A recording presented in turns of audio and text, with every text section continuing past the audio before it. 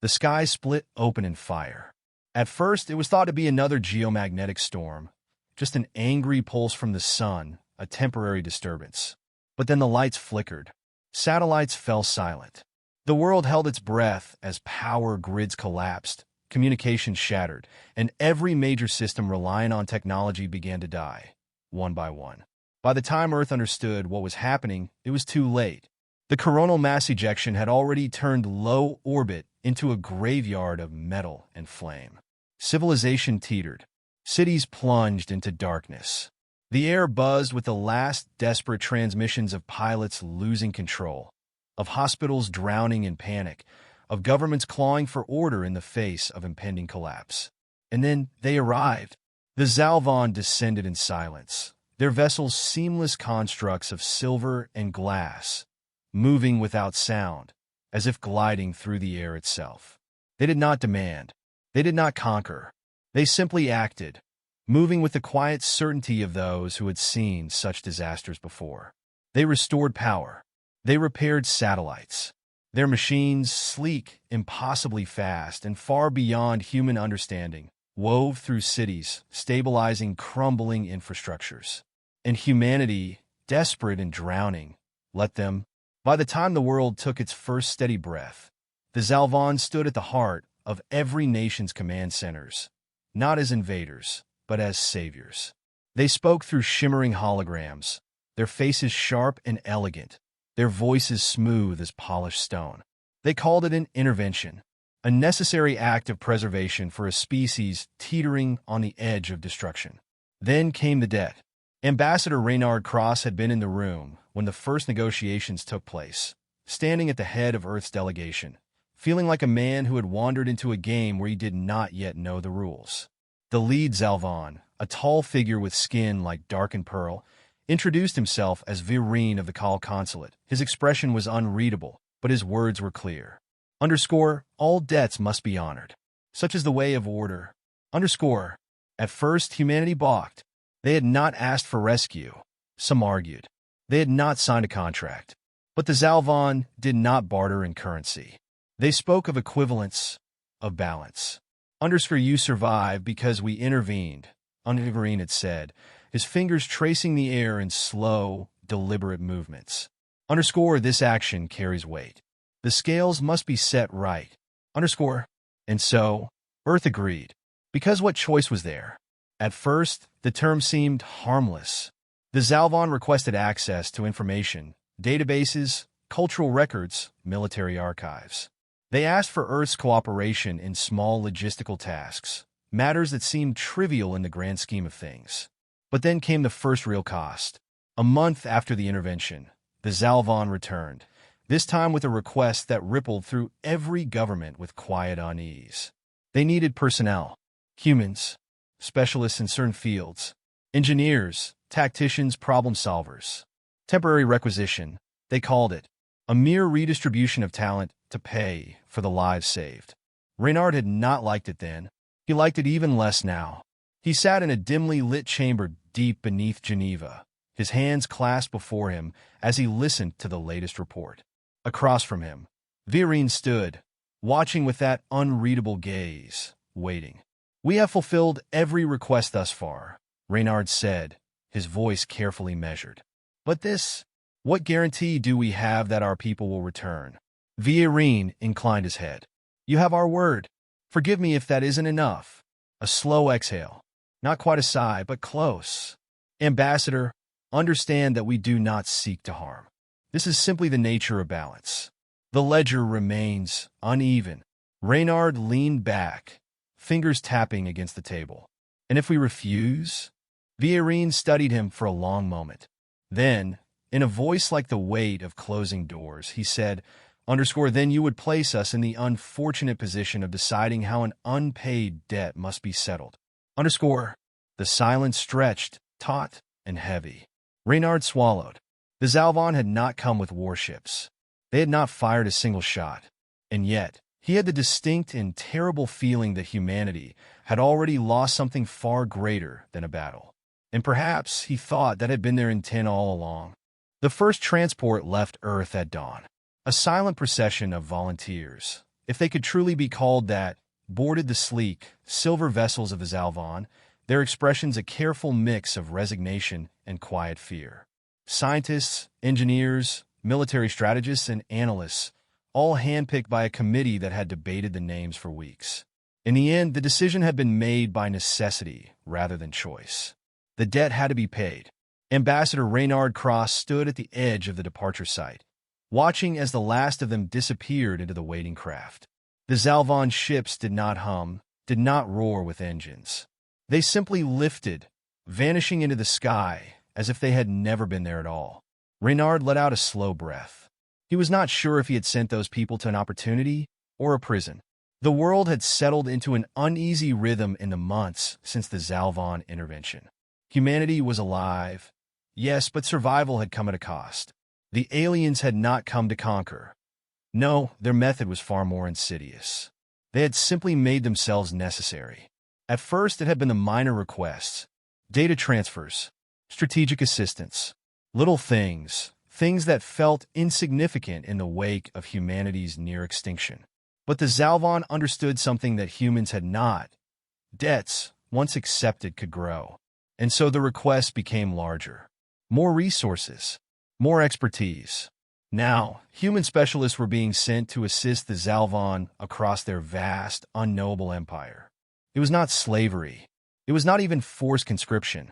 But Reynard had seen enough diplomatic exchanges to recognize the weight of coercion when he felt it. And the worst part? He had agreed to it. Your people will be treated with the utmost care. Reynard turned, finding Vereen standing at his side, his tall frame unnervingly still. The Zalvan diplomat had a way of appearing out of nowhere, his voice smooth, measured, and infuriatingly patient. You say that, Reynard murmured, his gaze still fixed on the empty sky. But you've yet to tell us what they'll actually do. Vereen did not answer immediately. Instead, he studied Reynard with those dark, depthless eyes, as if weighing the importance of the question itself. Then he spoke. They will assist in matters where your species' expertise is of use. Void of an answer, as usual. Reynard turned to face him fully now, jaw tightening. You talk of balance, of order.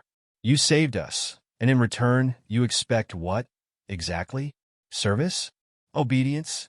Vereen tilted his head slightly. Contribution. Reynard let out a bitter laugh. And if we refuse? A pause. Vereen did not smile, but there was something in his expression, something impossibly close to amusement. Then you will remain in deficit. Reynard hated that word. Deficit, as if human lives were nothing more than numbers on a balance sheet. As if survival itself had been some kind of transaction. You don't need us, he said finally, voice quiet but firm. Not really. You're more advanced, more powerful. You could have let us burn, and it wouldn't have cost you anything. So why interfere at all? Vereen regarded him for a long moment. There was a time, he said, when we, too, required intervention. Reynard blinked. What? But Vereen merely inclined his head. You misunderstand, Ambassador. We do not collect debts for the sake of power. We do it to maintain equilibrium, to ensure that those who are given life remember its weight. Reynard stared at him, searching for the lie, the manipulation. But there was no malice in Vereen's words, only something colder, something that might have once been wisdom. He exhaled slowly. And if we repay this debt? If we give you everything you ask for? Vereen held his gaze. Then the scales will be even, a beat of silence. Then, softer, and we will leave. Reynard did not believe him. Not entirely. But he nodded anyway. Because in the end, belief did not matter. The debt remained. And until it was settled, humanity was no longer just living on its own terms. It was living on borrowed time. The first sign of change came in whispers. It began among the specialists, those sent to fulfill humanity's so-called obligation. Engineers, analysts, and strategists spread across Zalvan space, assigned to projects meant to integrate human knowledge into their vast ordered systems. But the Zalvan had miscalculated something fundamental. They assumed humanity would simply adapt. Instead, humanity improvised. Reynard Cross read the reports with a growing sense of unease. his fingers drumming against the polished surface of his desk. The first was from a logistics hub orbiting the gas giant Nalthos 3. The Zalvan had tasked human engineers with refining their supply chains. Within weeks, food distribution efficiency had risen by 28%. Not surprising. Humanity had always been good at fixing things. But then came the second report. A team of Earth's military tacticians had been assisting in minor border skirmishes along the Zalvan trade routes, helping to deter opportunistic raiders. What had been a mere advisory role quickly became something else. The humans restructured defensive formations, introduced flexible counteroffensive maneuvers, and within a month, Zalvan fleet commanders were no longer just accepting human recommendations. They were relying on them. Reynard exhaled slowly, leaning back in his chair. The pattern was emerging, undeniable. Every system where humanity had been introduced was no longer just benefiting, it was changing. The Zalvan prided themselves on order, efficiency, and careful calculation. Humanity, by contrast, thrived in unpredictability. It was in their nature to challenge, to innovate, to push against boundaries rather than accept them. And now, the Zalvan were beginning to need them. Ambassador Cross. He looked up to find Viarine standing in his office, hands clasped behind his back. The Zalvan diplomat was unreadable as always, but something in his stance felt different. Stiffer. We have a concern, Viarine said. Reynard gestured for him to continue, watching carefully. There have been deviations. In procedure. Your people are... He hesitated, the words seemingly foreign to him. Reshaping our systems. Reynard tilted his head. You asked for our expertise. Viarine's gaze sharpened. We requested compliance. What we are seeing is influence. And is that a problem? Reynard asked, voice carefully neutral. Viarine hesitated, and that hesitation spoke volumes. For the first time, the Zalvan were uncertain. They had believed themselves to be in control, guiding humanity as one might guide a lesser species, repaying its due. But debts were not simply one-sided transactions. They were an exchange, and the Zalvan, in their insistence on balance, had unwittingly allowed humanity to place something of its own on the scales. A presence, a foothold, a quiet, unspoken power. You are changing us, Viarine finally admitted. His voice was calm, but Reynard caught the underlying note of something else. Concern. Reynard folded his hands together, considering his next words carefully. Then he leaned forward. Then perhaps, he said, the debt is no longer one-sided. Silence stretched between them. Viarine did not respond, but in the stillness of the room, Reynard saw the truth settle behind his dark, alien eyes. The Zalvan had thought themselves the masters of the ledger, the ones who dictated the terms. But humanity had learned the rules of the game, and now they were rewriting them. The warning came in the form of silence. For 3 days, the Zalvan consulate sent no new requests, issued no orders, made no demands. The endless stream of directives that had once dictated the terms of humanity's debt had ceased. It was as if the entire empire had drawn a collective breath, standing at the precipice of something unseen. Reynard Cross felt it before he understood it. A shift in the air, in the way the Zalvan officials moved through the corridors of their embassies. The careful, deliberate certainty they had once carried was fraying at the edges. They had realized their mistake. Humanity was not just repaying a debt. It was gaining ground. The first true fracture came at the Zeruan Initiative, a high-level research facility stationed at the border of Zalvan-controlled space. Initially, human scientists had been stationed there under strict oversight, assisting in technological refinement. But as time passed, something changed. The humans weren't just working within the system. They were improving it. And the Zalvan did not know how to stop them. When a Zalvan official attempted to suspend human-led projects, citing protocol violations, the station's command structure hesitated. The request was considered rather than obeyed outright. It was a hesitation that had never existed before. Reynard read the report with quiet satisfaction. A seed of doubt had been planted. But doubt was a dangerous thing. The breaking point came 2 weeks later. The Zalvan, in a last attempt to reassert control, announced a full recall of all human specialists. The response was immediate. Protests erupted across integrated stations. Zelvan officers found themselves faced with a resistance they had never anticipated. Not one of violence, but of refusal. Human engineers would not abandon their projects. Military advisors would not relinquish their positions. Colonists who had built lives in Zalvan space declared that they were no longer temporary assets, but permanent fixtures. And when the Zalvan tried to enforce their recall, they discovered an even greater problem. Their own people hesitated. Across the Empire, Zalvan officials, those who had worked alongside humans, who had learned from them, who had relied on them, began to question the necessity of the recall. Some resisted outright. Others simply delayed, their carefully programmed instincts for order clashing with an emerging, unfamiliar thought. What if the humans were right? And in the heart of it all, Reynard Cross sat in his office, reading the final transmission from Villarine. It was brief, uncharacteristically so. Asterisk, we must speak. Asterisk.